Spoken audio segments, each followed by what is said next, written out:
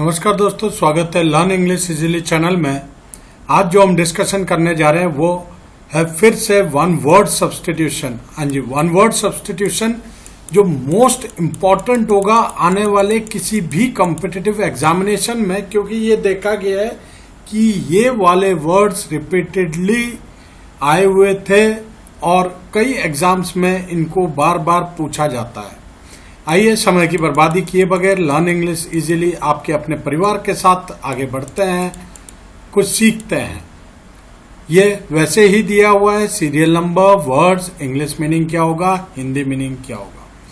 दोस्तों आज इसमें जो सीखना है हमने, मैं आपको एक और चीज बताऊंगा कि आपने इसको याद कैसे करना है।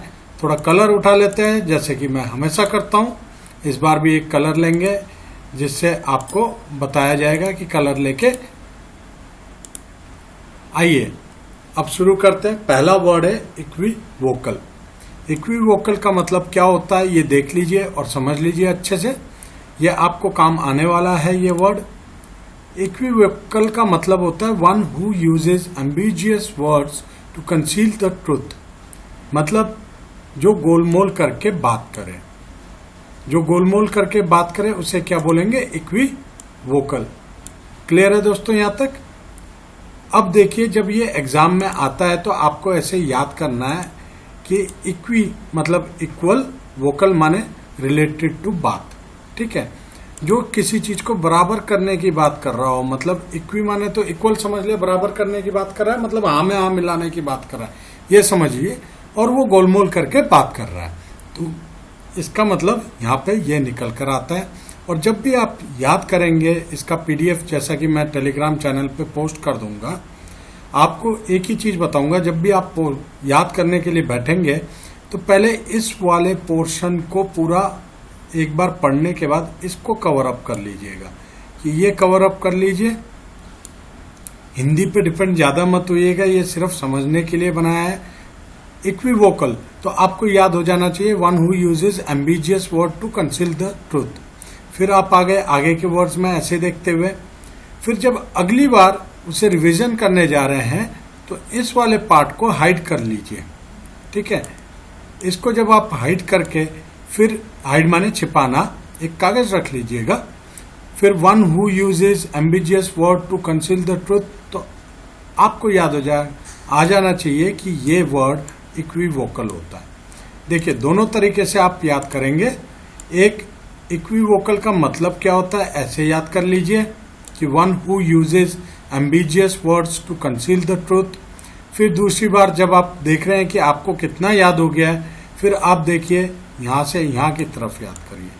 मतलब गोलमोल करने वाले को क्या बोलते हैं, one who uses ambiguous word to conceal the truth. इसका मतलब क्या हो गया, इक्विवोकल हो गया। जब ऐसे आप प्रैक्टिस करेंगे तो आपको डेफिनेटली ये याद हो जाएगा और कोई प्रॉब्लम नहीं आएगी। इस चीज का ध्यान रख लीजिएगा। एम्बीवर्ड, अब एम्बीवर्ड का क्या मतलब होता है, one who turns thought both inward and outward. अब देखिए आपको याद कैसे करना है। आपने इंट्रोवर्ड पढ़ा था, जो अंदर अपने बातें रखता है, पूरा खुल के बात नहीं करता है, उसे इंट्रोवर्ड बोलते हैं। ठीक है, दूसरा एक्सट्रोवर्ड, जो मुंहफट होता है, मुंह पे बातें बोल देता है, वो एक्सट्रोवर्ट हो गया। फिर इन दोनों के बीच में मतलब उसे पता है कि कितना बाहर बोलना है, कितना अंदर रखना है। तो जो पर्सनालिटी है उस आदमी की, जो एक्सट्रोवर्ट और इंट्रोवर्ट को बैलेंस करके चलता है, उसे एम्बिवर्ट बोलते हैं और उसे उभयवर्ती बोलते हैं हिंदी में। आइए तीसरा, garrulous, one who talk too much, बातूनी। अब जब आपने पूछा अपने आप से खुद, जब प्रैक्टिस कर रहे हो या अपने मित्र के साथ जब आप ग्रुप स्टडी कर रहे होते हैं, तो आप उन्हें बोल सकते हैं, चल ग्रेविलियस का मतलब पूछा कि वो हो गया one who talk too much, जो गिर ज्यादा करता है। ऐसे याद कर लीजिए। अब अगर किसी ने पूछा one who talk too much क्या होगा वन वर्ड में, तो आप बोलेंगे ग्रेविलियस या ल्यूकेसियस, क्योंकि इन दोनों शब्द का मतलब एक ही होता है। ठीक है, ये आपको समझ में आ गया। दोनों शब्द एक साथ लिए हैं ताकि आप कभी कंफ्यूज ना हो। और ये फायदा है इस नोट्स का जो पीडीएफ मैंने आप लोगों के लिए बनाया है। Taciturn, one who is not talkative. देखिए टॉकेटिव को हमने साथ में रखा था बातूनी को, अल्पभाषी जो बात नहीं करता है वो क्या हो गया, टैसिटर्न। यहां से आप सिनोनिम्स एंटोनिम्स भी याद कर सकते हैं। गैरुलियस का सिनोनिम ल्यूकोसियस हुआ और इसका एंटोनियम में आप टैसिटर्न ले सकते हैं कि जो कम बोलता है। आगे देखिए kill joy. Kill joy word किसके लिए है, one who spoil the joy of others. Kill माने मारना, जॉय माने खुशियां, ठीक है, या मजा।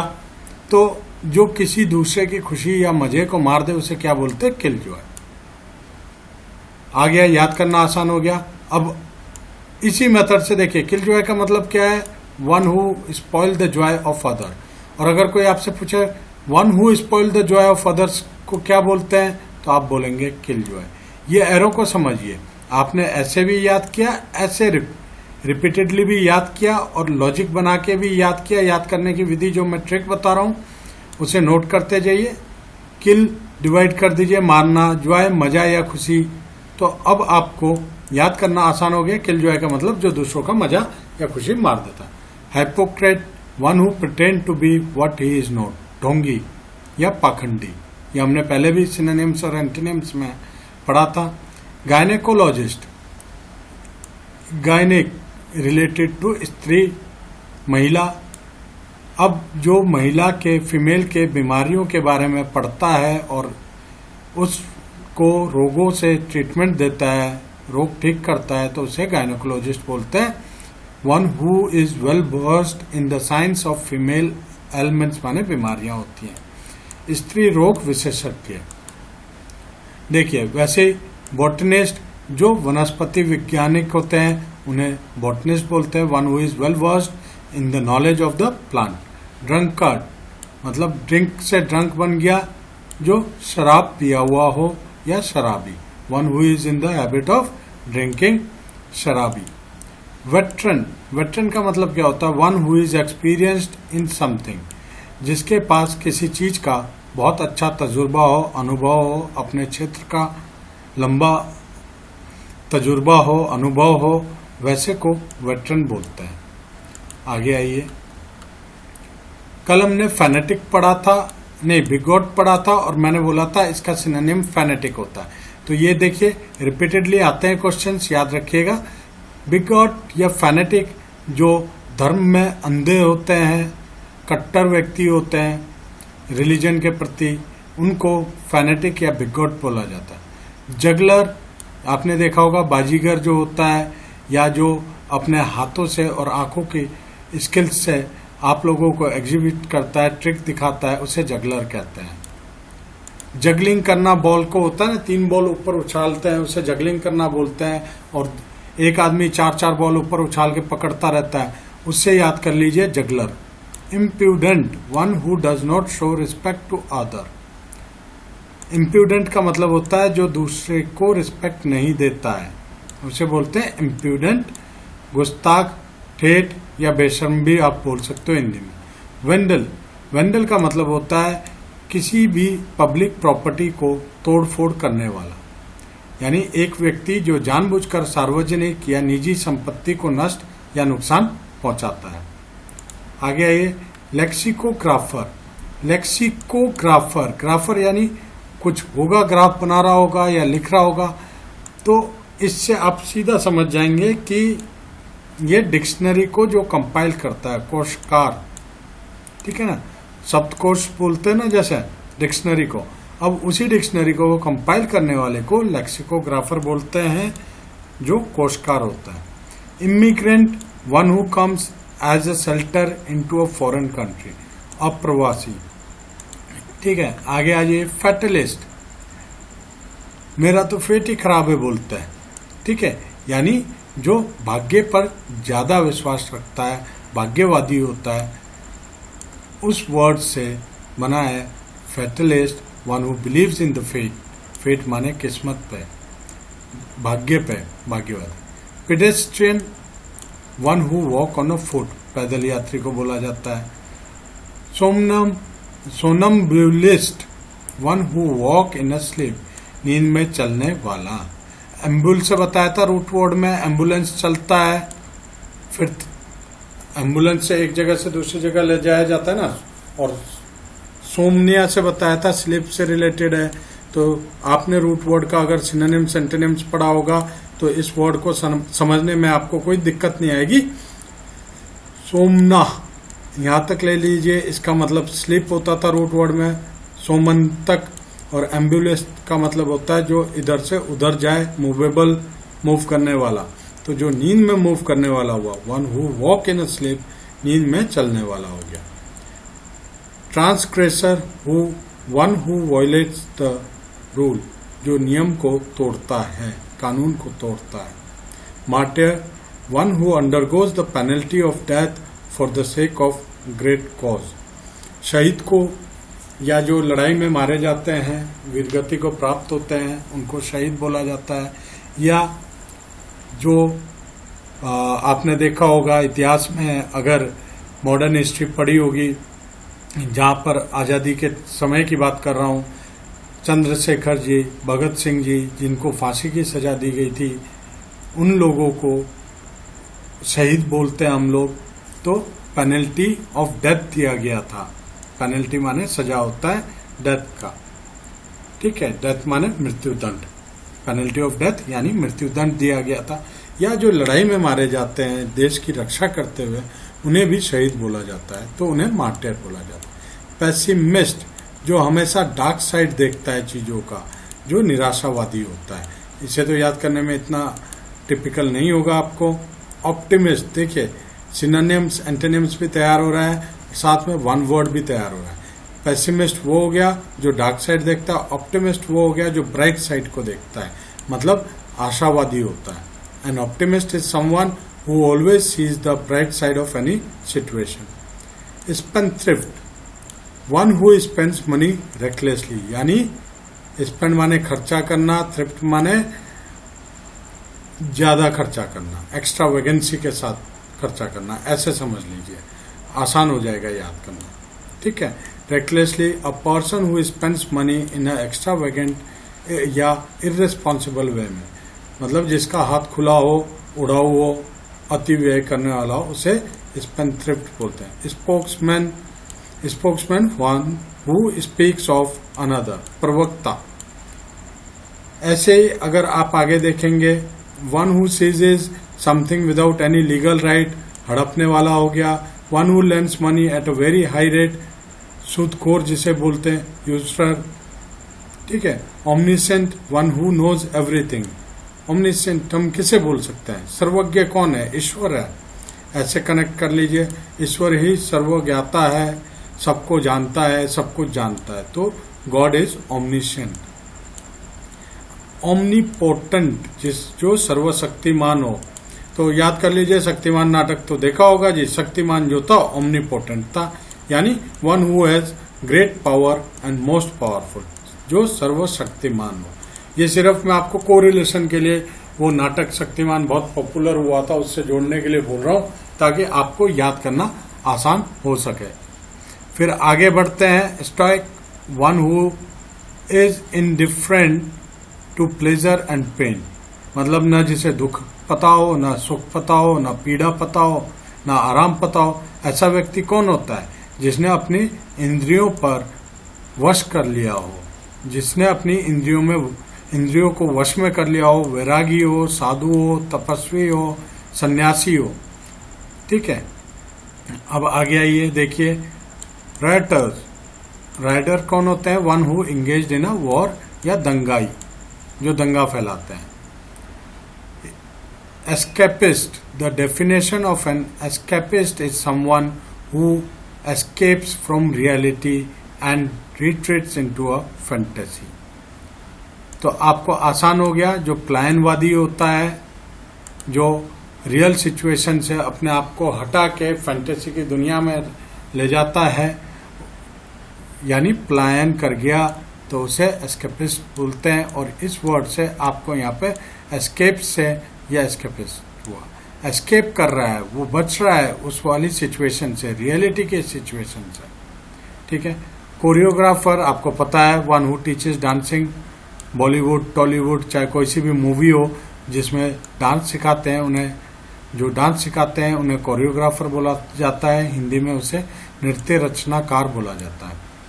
सैनिक, one who snares at the AIIMS and belief of his fellow man, जो निंदक होता है, मानव का द्वेषी होता है, जो हमेशा हर चीज पे निंदा करता रहता है। ठीक है। बैंकक्रप्ट और इंसॉल्वेंट, बैंकक्रप्ट का मतलब भी सेम रहेगा जो इंसॉल्वेंट का रहेगा। इसका मतलब होता है दिवालिया हो जाना, जो उधार के पैसे, वन हु कैन नॉट पे ऑफ हिज डेट्स, डेट्स माने जो कर्जा लिया हुआ था वो नहीं चुका पा रहा है, दिवालिया हो गया है, तो इन्हें बोला जाता है बैंकक्रप्ट और इंसॉल्वेंट। कन्वालेसेंट, कन्वालेसेंट वो होता है जो बीमार होके अभी हेल्थ रिकवरी कर रहा हो, अच्छा हो जाने वाला, स्वास्थ्य लाभ करने वाला। Chauffeur, one who is employed to drive a motor car, यानी हिंदी में इसे ड्राइवर बोला जाता है। कार्टोग्राफर, कार्टोग्राफर देखिए फिर ग्राफ से रिलेटेड वर्ड आ रहा है, ग्राफर, कार्टोग्राफर जो मैप बनाता हो, वन हु ड्रो मैप्स, मानचित्रकार को कार्टोग्राफर बोला जाता है, याद हो जाना चाहिए।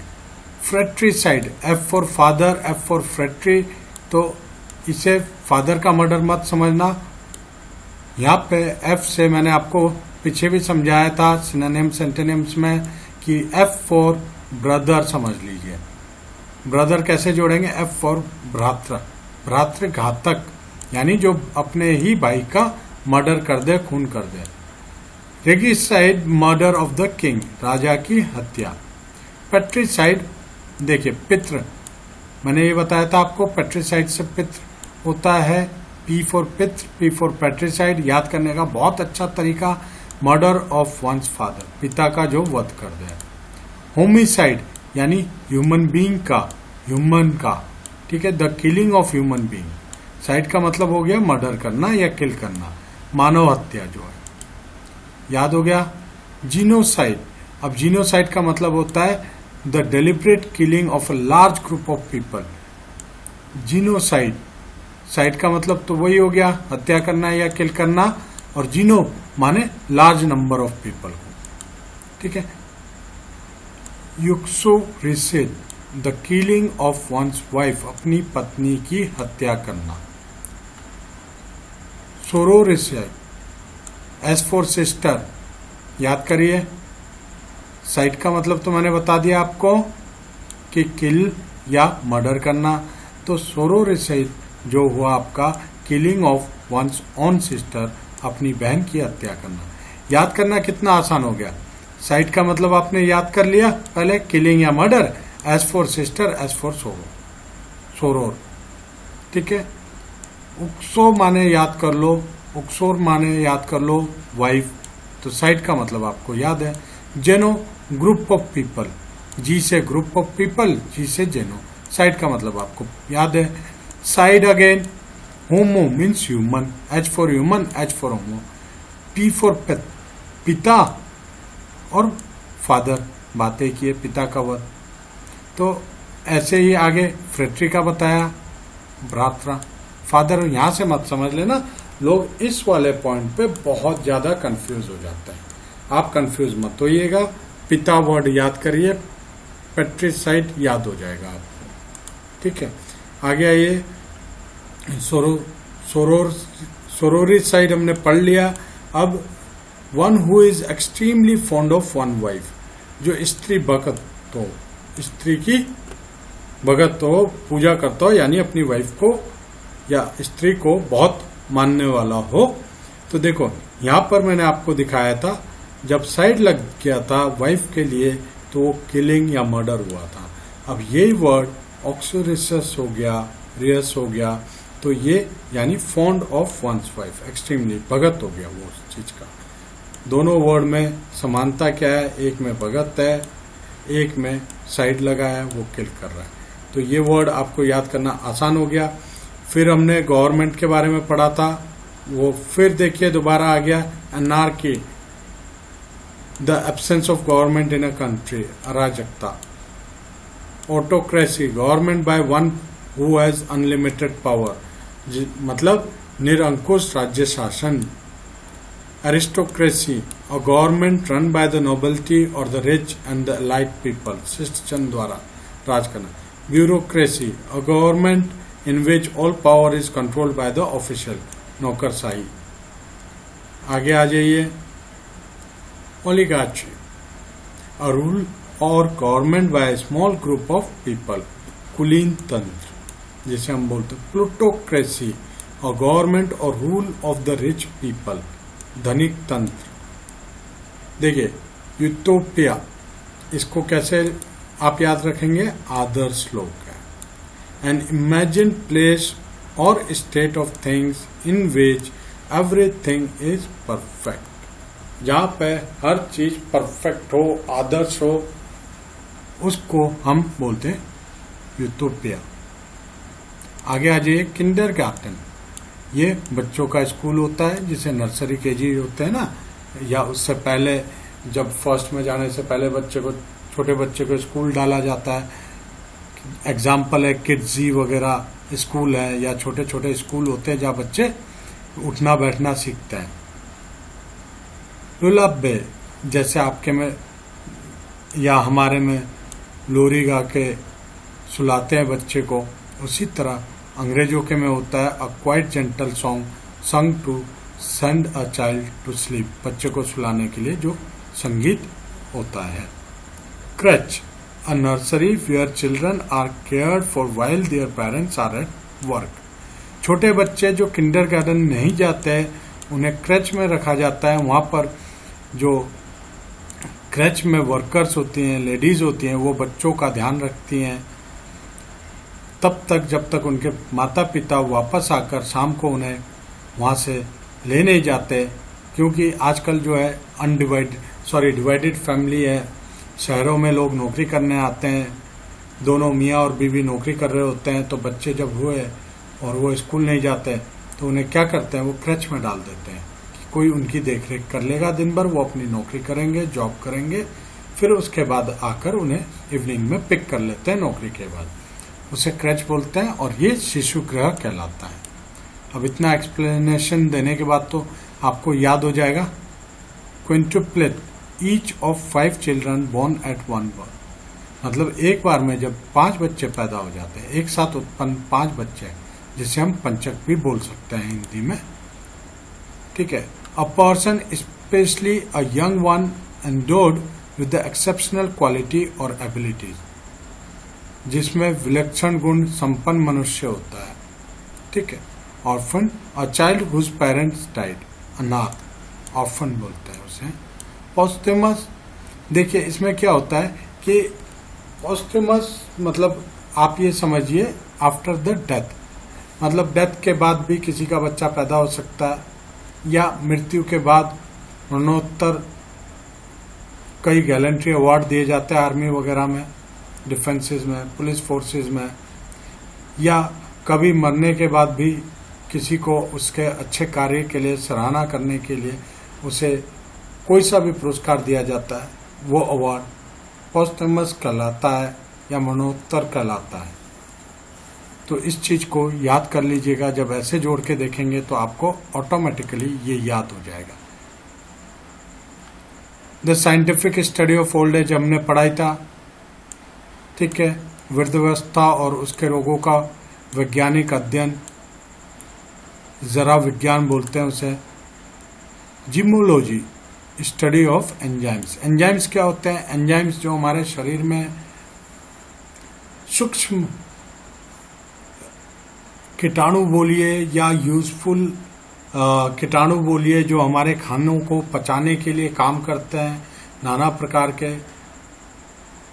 प्रोटीन को डाइजेशन में काम करते हैं, स्टार्च के डाइजेशन में काम करते हैं, तो इनको हम एंजाइम्स बोलते हैं जो हमारे शरीर में उपलब्ध होते हैं। इन एंजाइम का अध्ययन को जिमोलॉजी बोला जाता है। अब आ जाइए ऑस्टियोलॉजी, ये हमने पढ़ा था, अस्थि विज्ञान, हड्डियों के बारे में जो पढ़ाई होती है, ठीक है।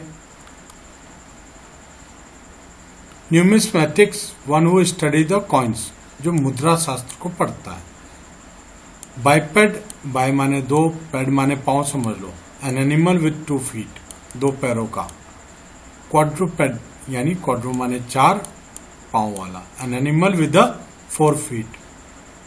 फिर आ गया आपका fauna fauna the animal of a particular region, habitat or a geological period. किसी प्रदेश का पशु वर्ग, किसी प्रदेश का पशु वर्ग, इसका मतलब क्या है कि किस प्रदेश में किस टाइप के पशु मिलते हैं, पाए जाते हैं। तो जब इसका अध्ययन करते हैं तो वो फौना में आता है, तब इसे बोला जाता है the animals of a particular region, habitat और जियोलॉजिकल पीरियड। कार्निवोरस जो मांस खाता है, फ्लैश खाता है, मांस पक्षी बोलते हैं। इसे कैनिबल भी बोलते हैं जो ह्यूमन का मांस खाता है, नरभक्ष होता है। पिसिवोरस जो मछली खाता है, पिसिकल्चर सुना होगा, मछली पालन, उससे जोड़ लीजिए, ठीक है। जो मछली खाता है उसे पिसिवोरस बोलते हैं। क्वारंटाइन आजकल बहुत चल रहा है, क्वारंटाइन कर दिया जाएगा, एक स्टेट से दूसरे स्टेट में जाएंगे तो 14 दिन के लिए क्वारंटाइन हो जाएंगे। कोई पेंडेमिक फैला हुआ है, पेंडेमिक आपको पता है कोविड-19 फैला हुआ है, तो क्वारंटाइन कर दिया जाता है। क्वारंटाइन का मतलब क्या होता है? आइसोलेशन, एकांत में जब किसी आदमी को रखा जाएगा या जानवर को रखा जाएगा ताकि वो इन्फेक्शियस डिजीज ना फैले, उसे हिंदी में संगरोध भी बोलते हैं। तो क्वारंटाइन का मतलब आ गया आइसोलेशन ऑफ पीपल और एनिमल दैट में कैरी एन इन्फेक्शियस डिजीज। आगे आ जाइए, taxidermy, the art of preparing, stuffing and mounting the skin of animal with life like effect. मतलब वो कला जिससे जानवर के स्किन को, चर्म को, चमड़े को इस तरह से स्टफिंग किया जाता है, किसी चीज से भरा जाता है और उसे खड़ा कर दिया जाता है कि वो नेचुरल सा जानवर लगे। इसे चंपूर्ण करना भी कहते हैं। जूफोबिया बताया था, जू में जानवर रहता है, फोबिया माने डर, जिसे जानवर से डर लगता हो, भय लगता हो। आइडोलेटर, वन हु वर्शिप आइडोल्स, जो मूर्तियों की पूजा करता है। थेस्ट मीन्स जो भगवान में भरोसा करता है और भगवान के अस्तित्व पर भरोसा करता है। One who believes in the existence of God, जिसे आस्तिक बोलते हैं हम लोग। फिर आया आपका theology, the study of the nature of gods and religious belief, धर्मशास्त्र। थेस्ट से भगवान से रिलेटेड हो गया, धर्म से रिलेटेड हो गया। थियोलॉजी लग जाता है तो स्टडी कहलाता है। थियो लग गया तो भगवान और धर्म से बारे में पढ़ना, अध्ययन करना, स्टडी करना, तो वो धर्मशास्त्र कहला जाता है हिंदी में। दोस्तों देखने के लिए बहुत बहुत धन्यवाद। All the best for your upcoming exams. अगर आपको कहीं कोई डाउट हो तो कमेंट में जरूर पूछ लीजिएगा। पीडीएफ इसका तैयार कर रहा हूं, 1 या 2 दिन में पीडीएफ टेलीग्राम में डाल दूंगा, सारा वन वर्ड सब्स्टिट्यूशन के साथ। अप्रोक्सीमेटली 300 से ऊपर आपके वर्ड्स होंगे जो आपके रिपीटेडली एग्जाम में पूछे जाते हैं। कोई से भी कॉम्पिटिटिव एग्जाम हो, चाहे वो एसएससी सीजीएल हो, सीपीओ, एसएससी सीएचएसएल हो या आपका सीडीएस हो, एनडीए हो, किसी भी एग्जाम में ये पूछे जाते हैं। तो प्लीज इसको डाउनलोड करके टेलीग्राम चैनल को लिंक से सब्सक्राइब कर लीजिएगा और डाउनलोड करके पढ़ाई कर लेना। पढ़ाई करने का एक और तरीका जो मैंने आपको बताया था वन वर्ड सब्स्टिट्यूशन का, पहले इस डायरेक्शन में याद कर लो। कनेक्ट कैसे करना है वो तो बता दिया कि तोड़ के समझो। जू माने जहां जानवर रहता है, फोबिया माने डर, तो जू फोबिया हो गया जो जानवर से डरता है, पहला पॉइंट। दूसरा पॉइंट ये था कि आप इस वे में याद कर रहे हैं, जू फोबिया मतलब फियर फ्रॉम एनिमल, और दूसरी बार जब रिविजन कर रहे हैं तो आप करेंगे फियर फ्रॉम एनिमल क्या कहलाता है, जू phobia. One who worship idols क्या कहलाता है, आइडल, आइडोलेटर। ठीक है, जब ऐसे याद करेंगे तो आपके परमानेंट मेमोरी में घुसेगा और आप बिल्कुल गलती नहीं करेंगे। बस आज के लिए इतना ही, फिर मिलते हैं नेक्स्ट वीडियो में। और नेक्स्ट वीडियो भी कोशिश करूंगा कि सारे वर्ड्स कंप्लीट करा सकूं, और आपका 3 वीडियो में सारा इडियम और फ्रेजेस मैंने करा दिया था मोस्टली, वैसे ही 3 वीडियो में आपको वन वर्ड सब्स्टिट्यूशन भी करा दूंगा। उसके बाद इस वीडियो के बाद फिर और हम कुछ शुरू करेंगे जो आपके लिए बहुत लाभकारी होगा। तो प्लीज अगर आपने चैनल सब्सक्राइब नहीं किया है तो तुरंत सब्सक्राइब करिए, लाइक करिए और शेयर करिए अगर आपको लगता है कि आपको नोट्स अच्छे मिल रहे हैं। आज के लिए बस इतना ही, धन्यवाद।